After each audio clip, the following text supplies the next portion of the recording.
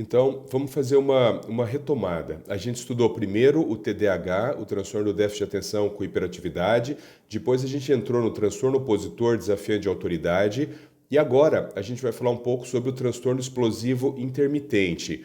O transtorno explosivo intermitente é muito curioso porque, embora ele seja relativamente uma comorbidade frequente, por exemplo, em autismo ou em crianças com deficiência intelectual, eu vejo que ele é bastante pouco discutido na literatura. Bom, o transtorno explosivo intermitente, TEI, T-E-I, transtorno explosivo intermitente, ele é listado no DSM-5, ele é um diagnóstico efetivo. A gente pode fazer esse diagnóstico, pode emitir laudo sobre transtorno explosivo intermitente. Mas existe alguns critérios que têm que ser cumpridos, né? Quer dizer, não é todo ataque de raiva grave que a gente vai chamar de transtorno explosivo intermitente. Então, qual que é o primeiro critério diagnóstico? O óbvio, né? Precisa haver explosões de raiva. Essas explosões de raiva a gente costuma dividir em dois grupos conforme a intensidade. Então você tem explosões de raiva leve e explosões de raiva severa. O que está classificado como explosões de raiva leve? Aquela criança que xinga, ela é uma criança que ela faz ameaças aos amigos, crianças que faz gestos obscenos, crianças que têm agressões, mas essas agressões no transtorno de raiva leve são agressões que não provocam lesão física no outro indivíduo. Para ser explosão de raiva leve, tem que acontecer pelo menos 2 vezes por semana por pelo menos 3 meses.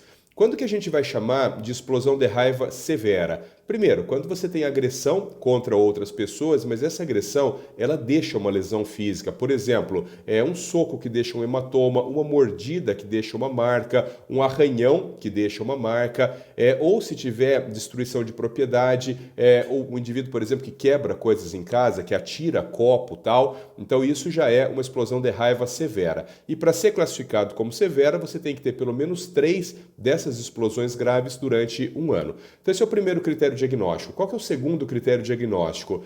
A gravidade da agressividade, ela tem que ser desproporcional ao motivo. Por quê? Porque não é qualquer soco numa outra pessoa que você vai classificar como uma explosão de raiva severa. Porque se o motivo que desencadeou aquela agressão ele é justificável, você não cumpre o segundo critério diagnóstico. Agora, se alguém, por exemplo, esbarra em você, você pega uma cadeira de forma inesperada e bate naquela pessoa, você percebe que há uma desproporção entre a agressividade e o motivo que levou àquela agressividade? Então isso é o segundo critério diagnóstico. Qual que é o terceiro critério diagnóstico? Essas explosões de raiva, de comportamento agressivo violento, elas não podem ser premeditadas, né? Quer dizer, elas têm que ser realmente impulsivas. Acontece alguma coisa e desencadeia o comportamento agressivo violento. E também essa explosão de raiva, ela não pode ser mediada pela busca de um tangível. Quer dizer assim, o indivíduo não pode ter essa explosão de raiva porque ele quer ter acesso a dinheiro, porque ele quer ter acesso a um objeto,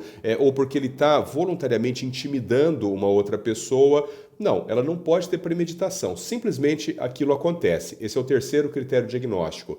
Qual que é o quarto critério diagnóstico? Essas explosões de raiva, elas vão causar um grande sofrimento ao indivíduo, porque como é um comportamento impulsivo, naquele momento o sujeito está hipofrontalizado, né? Quer dizer, ele perde o controle e ele tem aquele comportamento, mas logo na sequência ele vai entender que aquele comportamento foi errado. É muito comum também que esses comportamentos eles tragam prejuízos, por exemplo, no trabalho, prejuízos na escola, tragam consequências financeiras, tragam consequências legais. Então esse é o quarto critério diagnóstico. Qual que é o quinto critério diagnóstico? Idade acima de 6 anos. Então, por quê? Porque esses circuitos que modulam atenção, concentração, comportamento, eles vão estar prontos entre 5 e 6 anos da idade. Então, existe um limite aí de 6 anos da idade. Qual que é o sexto critério diagnóstico, né? Esses impulsos de raiva, essas explosões de raiva no transtorno explosivo intermitente, elas não podem ser explicadas por uso de substâncias, claro. Então, se o indivíduo ele tem um comportamento normal, quando ele usa drogas, ele tem um comportamento agressivo violento, é claro que não se trata de transtorno explosivo intermitente. Esse comportamento é relacionado ao uso abusivo dessa droga, né? O indivíduo não pode ter uma outra condição neuropsiquiátrica que explique esse comportamento explosivo, né?